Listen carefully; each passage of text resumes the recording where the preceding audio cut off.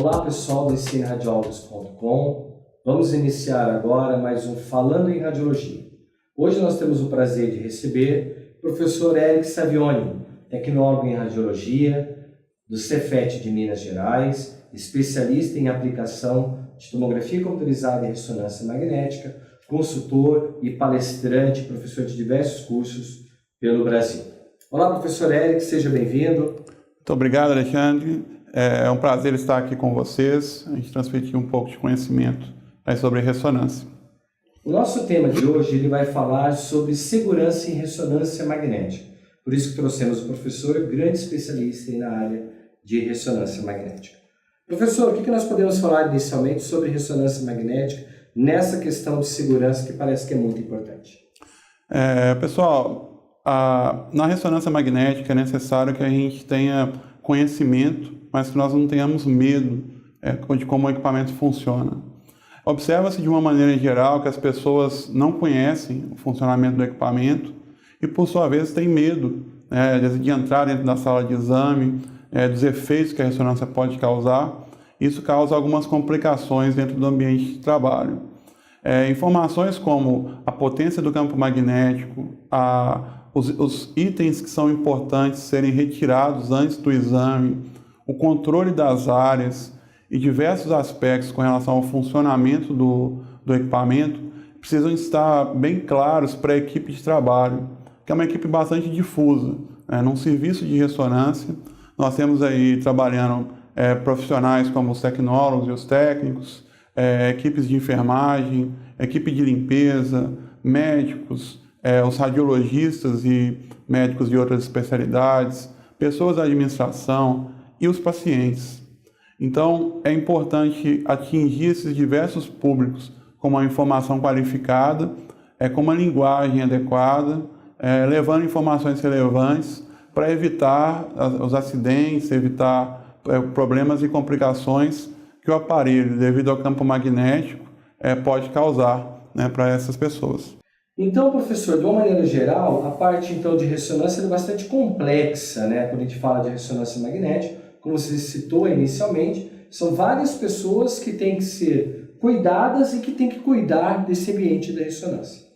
Inicialmente, vamos falar um pouquinho então, qual que é o cuidado que a gente tem que ter de uma forma geral? O que é mais importante? Fala, isso pode entrar, isso não pode entrar, quando a gente considera todas as ressonâncias de uma maneira geral. Alexandre, na ressonância, a primeira preocupação que a gente tem é em evitar que pacientes com marca-passo façam o exame. Atualmente, existem equipamentos de marca-passo que são compatíveis com ressonância, porém os pacientes devem ter manuais ou indicações expressas para poder viabilizar, para poder realizar esse exame. De uma maneira geral, então, assim, o marca-passo é uma contraindicação para o ambiente de ressonância magnética, isso desde quando nós utilizamos a ressonância. Eu falo isso porque eu trabalhei um bom tempo com ressonância magnética, mas que hoje nós temos já equipamentos compatíveis, lógico, dentro de um grupo ainda muito pequeno de pacientes que utilizam marca-passo, não é isso? Isso, e é difícil da gente identificar esse paciente.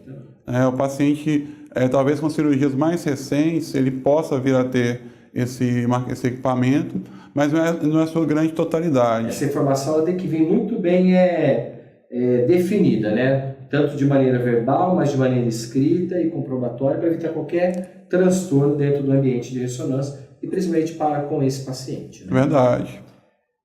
A gente fala em ressonância, de uma maneira geral, os metais, a pessoa que está começando agora a trabalhar com ressonância, os alunos, os estagiários. Primeiro, metal não pode. Como que a gente pode, vamos dizer assim, informar um pouquinho melhor isso para eles? Eu dividiria em duas etapas, o metal para profissionais que trabalham no serviço de imagem e metais para o paciente. Se a gente for isolar a situação do paciente, eu tomo uma atitude que é bastante simples e que resolve a maioria dos casos. Eu peço para todos os pacientes trocarem de roupa.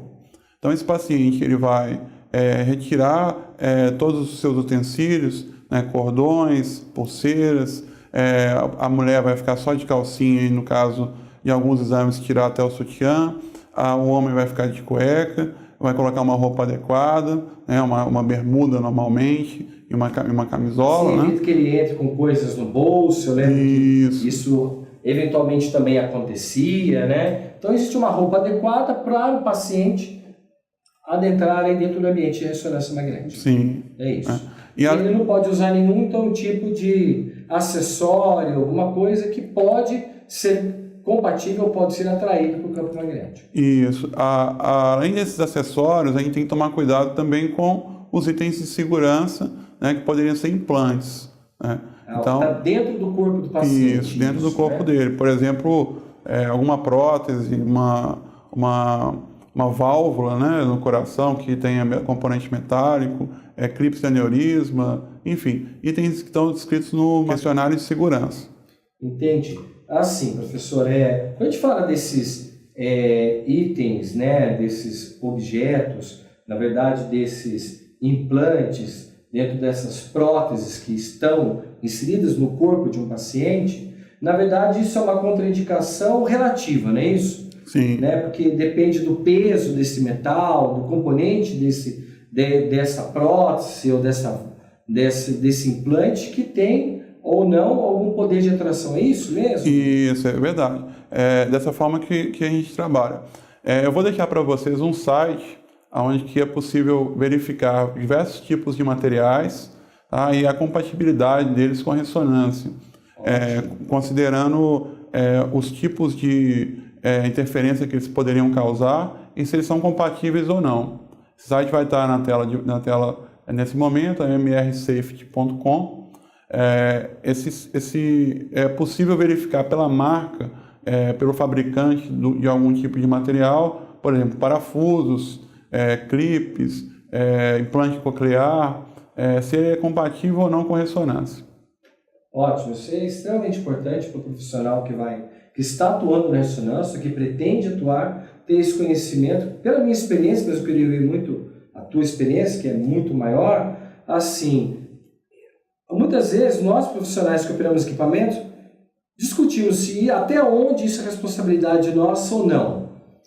E o que me parece que é muito importante é que eu tenha esse conhecimento para poder transmitir para a equipe, para a demais equipe, enfermagem, auxiliares, até na marcação de exame, como que você vê, como você trata, até porque você faz consultoria nessa área e pode dizer com mais propriedade isso. O papel do operador na ressonância, né, do tecnólogo, do técnico, do radiólogo, é executar o exame e orientar a equipe com relação ao controle, né, do acesso da sala de exame, orientar com relação ao funcionamento do aparelho.